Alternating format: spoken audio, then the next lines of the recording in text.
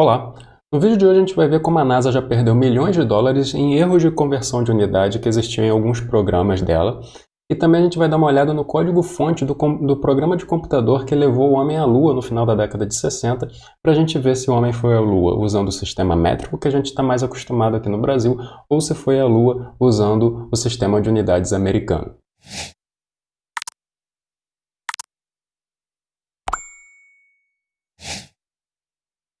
No último vídeo do canal, eu falei de um caso onde um avião ficou sem combustível por um erro de conversão de unidade na hora do abastecimento.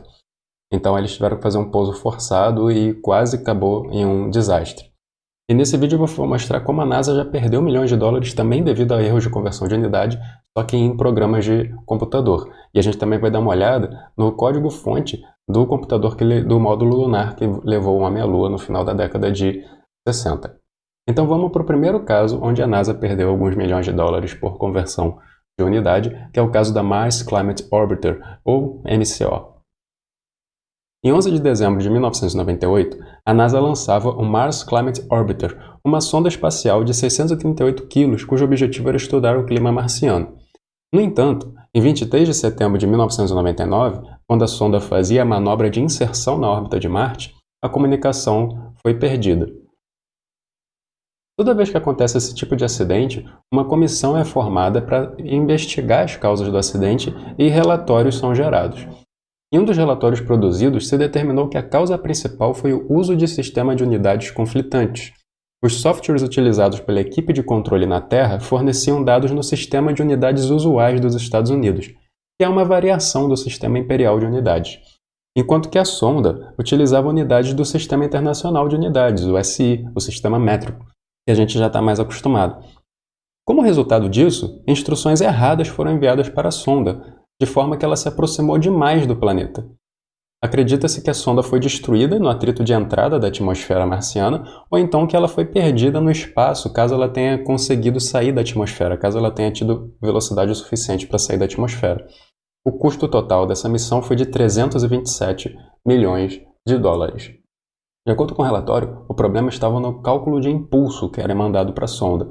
Vamos dar uma olhada aqui na calculadora do fator de conversão dessas unidades para ter uma ideia da dimensão, da ordem de grandeza desse erro. Eu vou utilizar aqui uma calculadora que eu já mostrei em outros vídeos, vou deixar aqui no card e também na descrição do vídeo, que é a Speed Crunch, que ela faz conversões de unidades para a gente poder acompanhar essa conta de conversão. O sistema em terra calculava o impulso da sonda em libra-força segundo, enquanto que o sistema de cálculo da trajetória da sonda esperava o resultado em newton segundo. Tá? Então vamos ver como é que é essa conversão. Libra em inglês é pound, de forma que libra-força seria pound force. Então eu quero esse resultado em newton. O fator de conversão é 4,448. Assim, toda vez que era mandada essa informação de impulso para a sonda, essa informação era mandada com esse fator de erro aí de praticamente 4,5 vezes, tá, de diferença do valor que deveria ser efetivamente enviado. A NASA havia contratado a empresa Lockheed para fazer o software da missão, e nas especificações solicitadas estava que o sistema de unidade de todo o conjunto de programas deveria ser o Sistema Internacional de Unidades.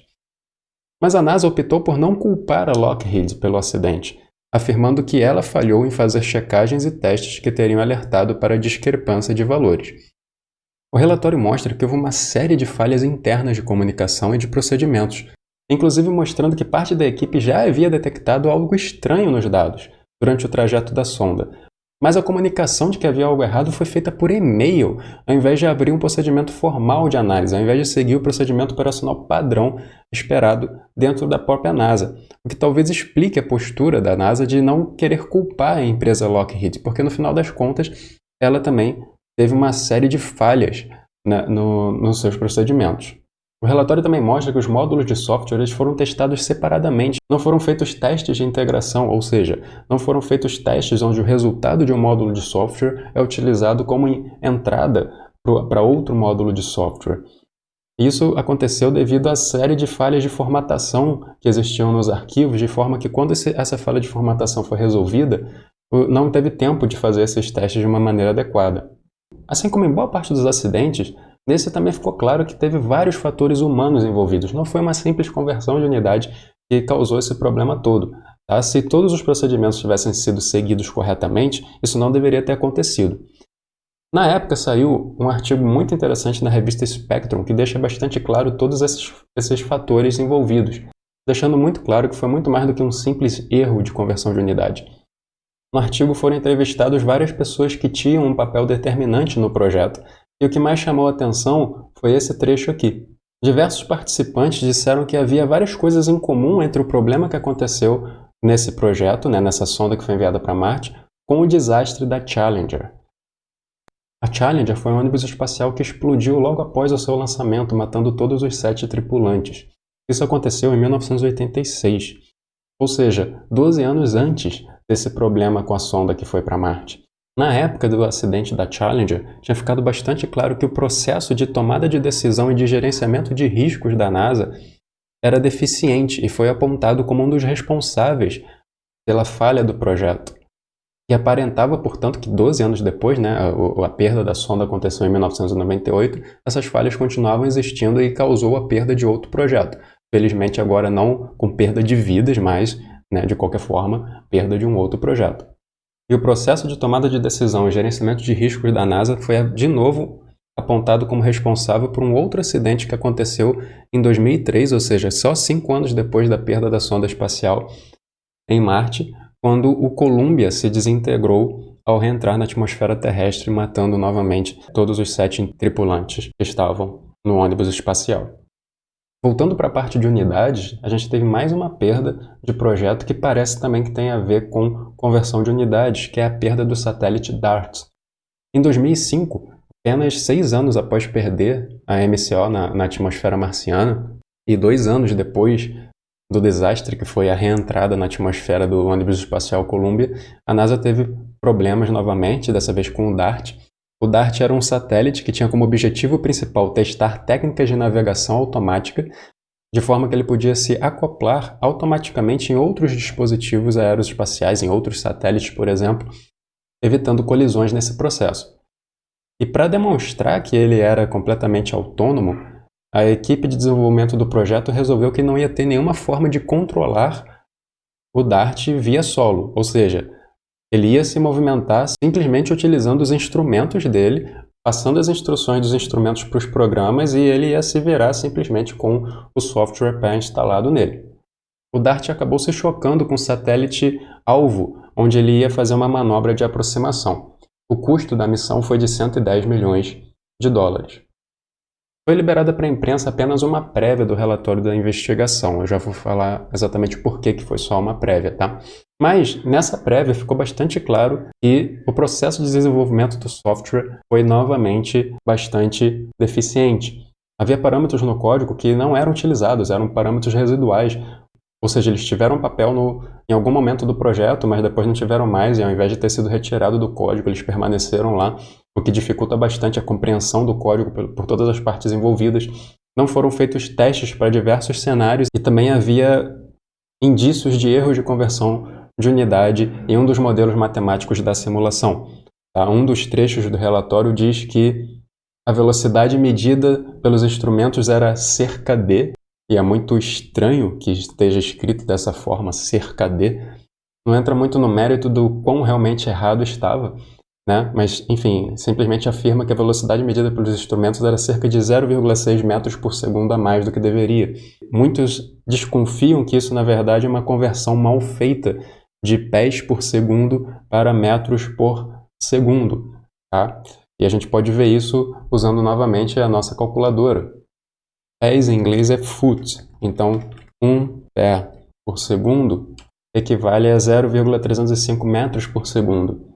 Tem muita gente que acha que o que foi feito foi uma conversão grosseira e errada, Não é assim que se faz a conversão entre pés por segundo e metro por segundo. Se a gente olhar simplesmente a magnitude desses valores, a gente tem uma diferença aqui de 1 menos 0,305, a gente tem como resposta 0,695. Como o relatório fala um erro de cerca de 0,6, parece que alguém tentou fazer uma compensação aí de pés para metros somando 0,6, só que não é assim que se faz. Na verdade é um fator de conversão, uma multiplicação.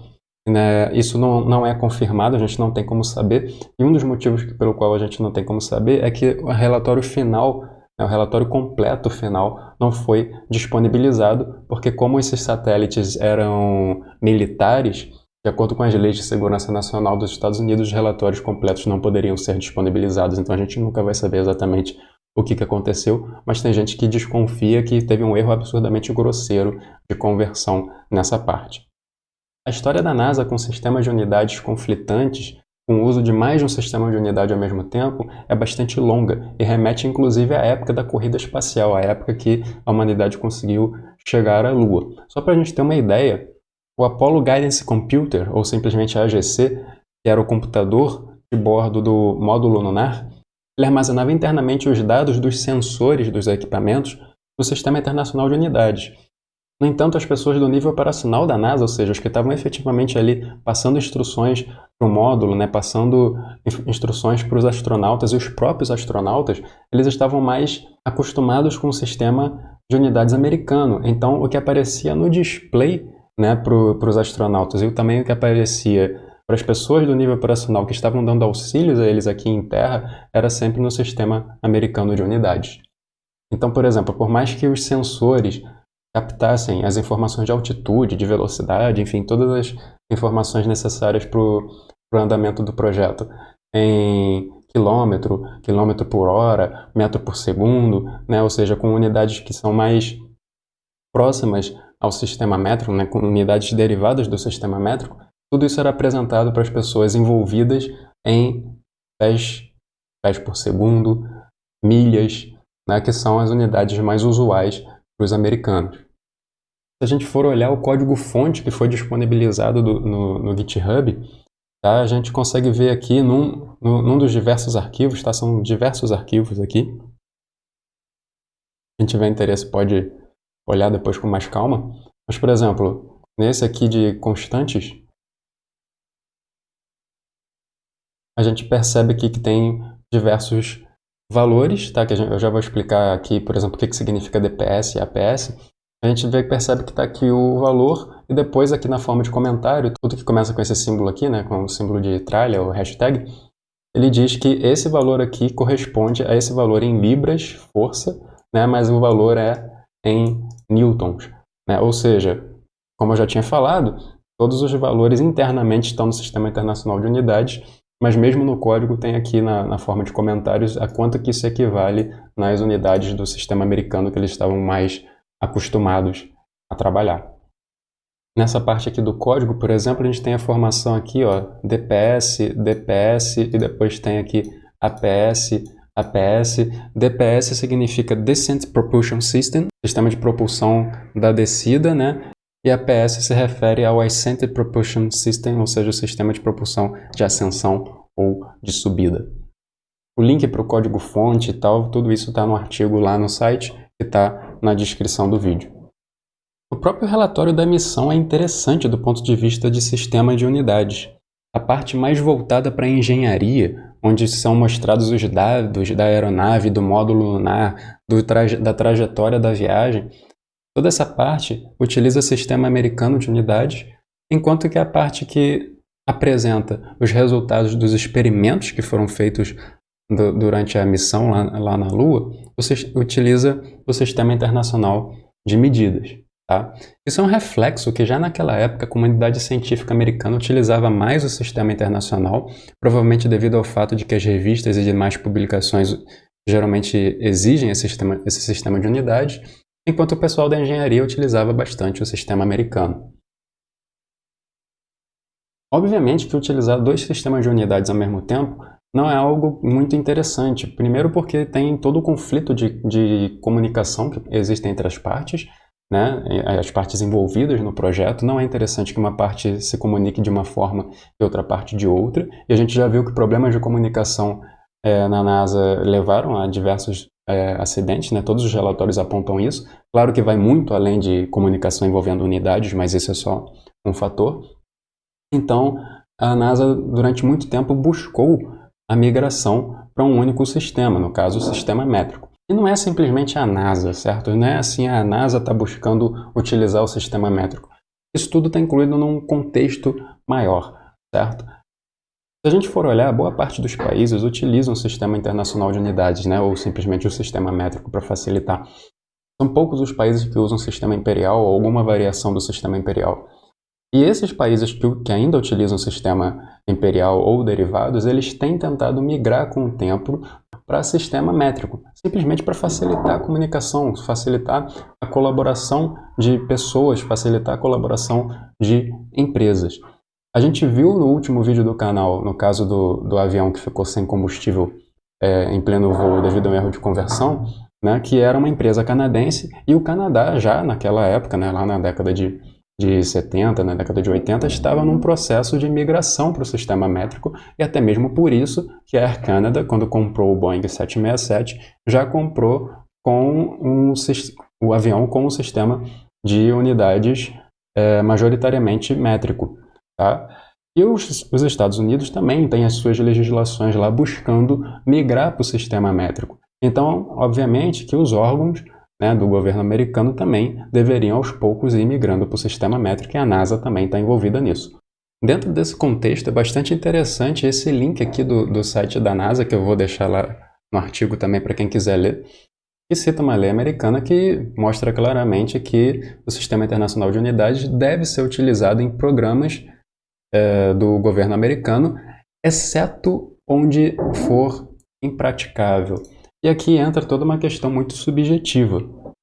Quem define o que é impraticável, né? Quais são os critérios para definir o que é impraticável? E também gera uma brecha para fazer com que alguns órgãos resolvam não migrar. Que nem fica bastante claro nessa próxima frase que aparece aqui nesse link. É essa daqui, ó, que a gente pode traduzir livremente como: embora o uso do sistema internacional esteja crescendo nos Estados Unidos, sabe-se que na área aeroespacial sua adoção será difícil devido ao longo tempo de uso do sistema americano. Ou seja, a própria NASA deixa bastante claro no seu site de que, olha, teoricamente a gente deveria usar o sistema métrico, mas isso vai dar tanto problema, isso vai dar tanta complicação, o costume é tão grande de não utilizar que talvez a gente não utilize. E isso já gerou diversos problemas, e a gente vai falar de um deles aqui de forma bem rápida, que é a questão do programa Constellation, que era um programa da NASA que acabou sendo cancelado. A gente vai ver aqui algumas questões relacionadas a esse programa e o uso do sistema de unidades métrico ou do sistema de unidades americano, o conflito entre esses dois sistemas. O caso do programa Constellation é emblemático no que diz respeito a sistemas de unidades. O programa iniciou em 2005 e era bem ambicioso. Ele se propunha a completar a construção da Estação Espacial Internacional e a retornar ao solo lunar antes de 2020. A gente sabe que isso não aconteceu, o programa foi cancelado em 2010 por ter custos muito elevados, mas alguns projetos em andamento desse programa Constellation acabaram sendo redirecionados para outros programas. Na proposta inicial do programa Constellation, estava lá que eles iam utilizar o sistema métrico. No entanto, internamente foi solicitado depois a não utilização do sistema métrico. E, tendo em vista essa solicitação, foi criada uma comissão para avaliar todas as justificativas da equipe do programa para a não utilização do sistema métrico, e essa comissão de avaliação gerou um relatório. E a gente aqui vai analisar brevemente esse relatório. Só para ter ideia, a equipe do programa Constellation tinha estimado um custo de 368 milhões de dólares entre 2009 e 2015 para fazer a transição para o sistema internacional. Boa parte desse custo era devido, segundo eles, ao reuso de hardwares e softwares de outros programas espaciais passados, de forma que seria necessário rever toda a documentação e todas as interfaces desses hardwares e softwares passados. A equipe que escreveu o relatório de avaliação dessa solicitação deu respostas sensacionais a todas as argumentações que a equipe do Constellation tinha dado para não utilizar o sistema métrico. No site, aqui embaixo no link que está na descrição, eu coloco a descrição de todas as argumentações da equipe do Constellation e de todas as rebatidas da equipe que escreveu o relatório. Aqui no vídeo eu vou falar simplesmente de algumas delas.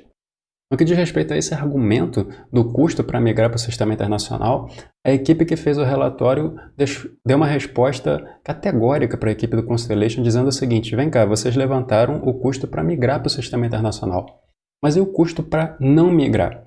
Porque já estava ficando bastante claro nessa época, né, e a gente está falando aí de um pouco mais de uma década atrás, que todo o programa espacial ele agora ia ser levado a várias mãos, em colaboração com vários outros órgãos de pesquisa, outras agências espaciais de outros países. Estava começando essa expansão também para empresas privadas, né? Já existiam algumas colaborações, obviamente, mas estava começando a ter mais participação de empresas privadas.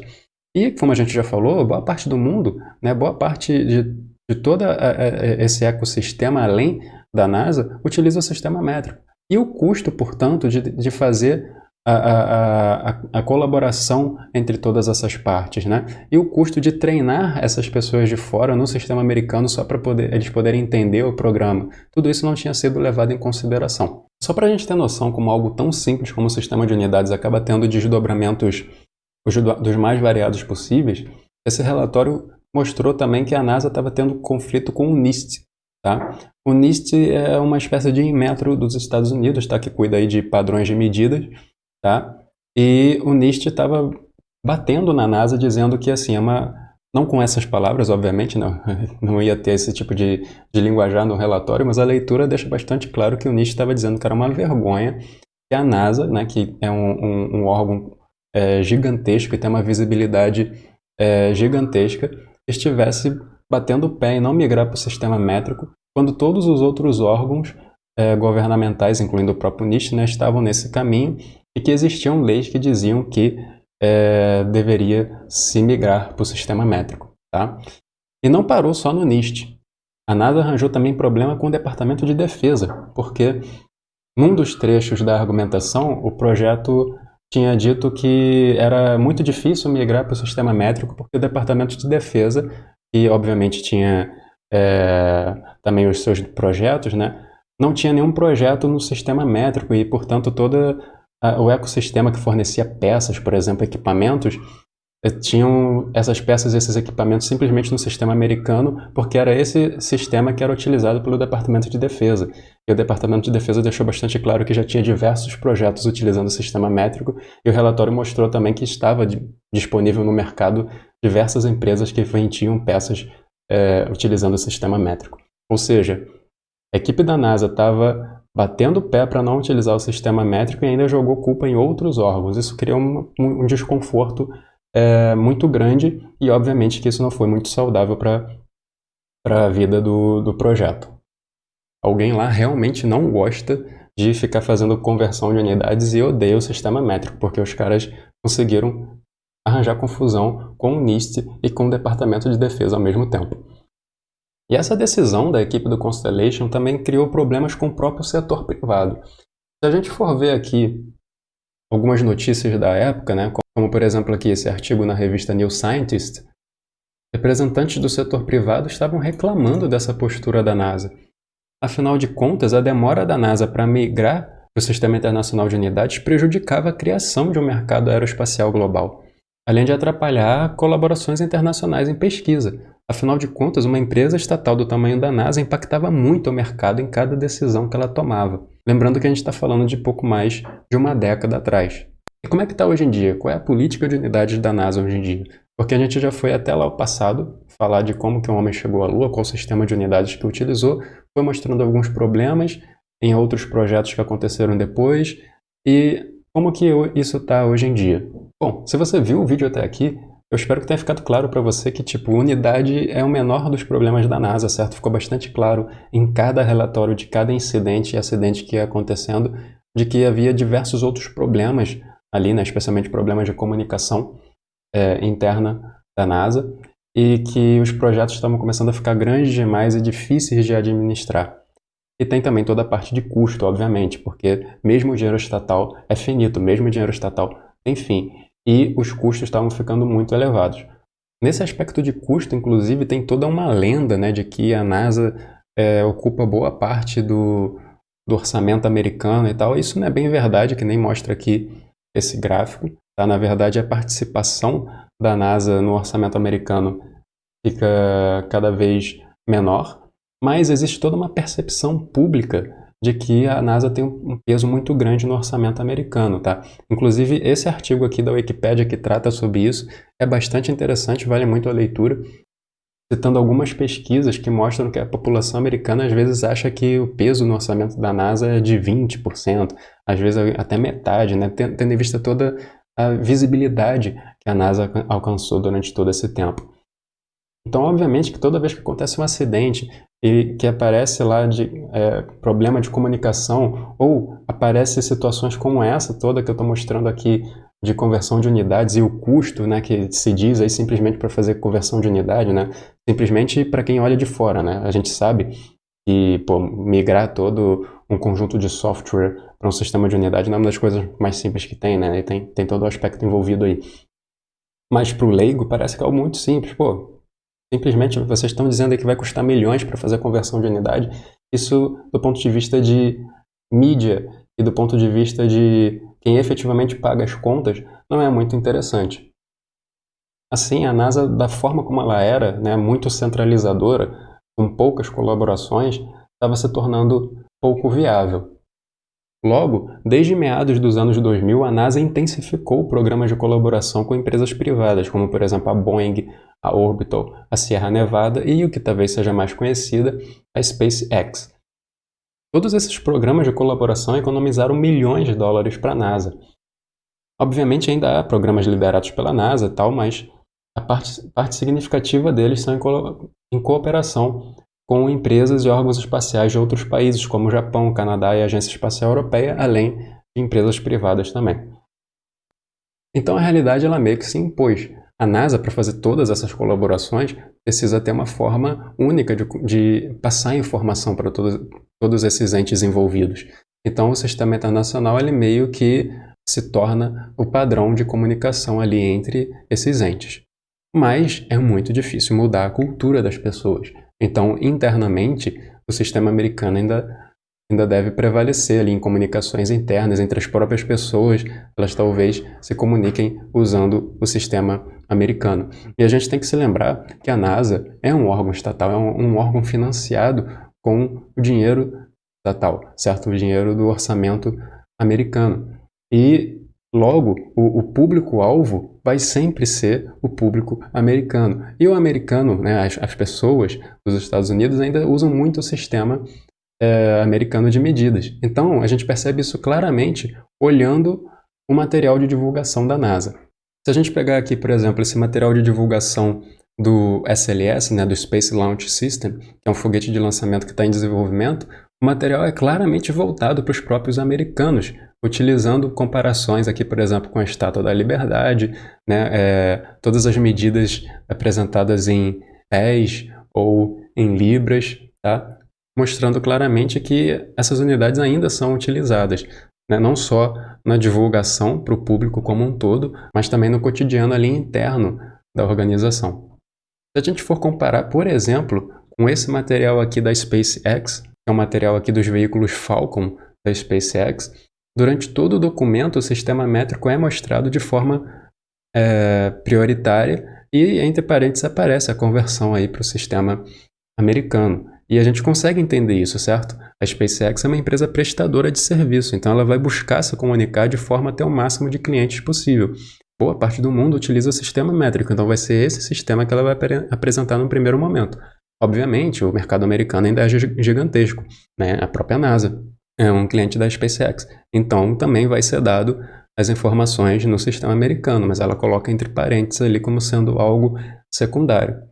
E para uma empresa privada, o marketing e a percepção pública são importantes. Se boa parte do mundo utiliza o sistema métrico, é importante para a empresa que as pessoas possam entender os seus materiais.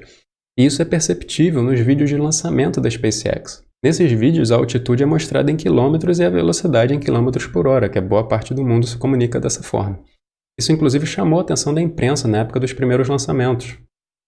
A gente vê nesse artigo aqui, né, falando sobre o programa espacial americano, né, um choque aí de conversão para o sistema métrico. Inclusive com uma pequena piada aqui, remetendo a frase lá do um pequeno passo para um homem, um grande passo para a humanidade. Né, tá aqui também uma piadinha com essa frase no que diz respeito ao uso do sistema métrico. E aí, curtiu o vídeo? Alguma vez você tinha parado para pensar como algo tão aparentemente simples como o sistema de unidades poderia ter tantos desdobramentos sociais, econômicos e culturais, né? Eu espero que você tenha gostado também das discussões breves que eu fiz ali apresentando questões sobre problemas de desenvolvimento de software, não realização de teste, o código-fonte, né, que foi utilizado no módulo lunar que levou o homem à Lua. Tá? E se você gostou desse assunto, provavelmente você também vai gostar do vídeo que eu fiz sobre o avião que ficou sem combustível por um erro de unidade. Eu vou deixar ele aqui no card. E o assunto de unidades ele vai voltar a aparecer no canal aqui algumas vezes. O próximo vídeo que eu vou fazer vai ser como que você usa unidades em um programa Python. A gente vai começar a fazer programas. Aí eu vou mostrar alguns pacotes para trabalhar com unidades em programas Python. Vai ser esse o próximo assunto que eu vou abordar aqui no canal. Se você quiser receber a notificação desse vídeo quando ele sair, se inscreve no canal, ativa o sininho e se você gostou desse conteúdo, compartilhe ele também nas redes sociais com quem você achar interessante, ok? Um abraço e até o próximo vídeo.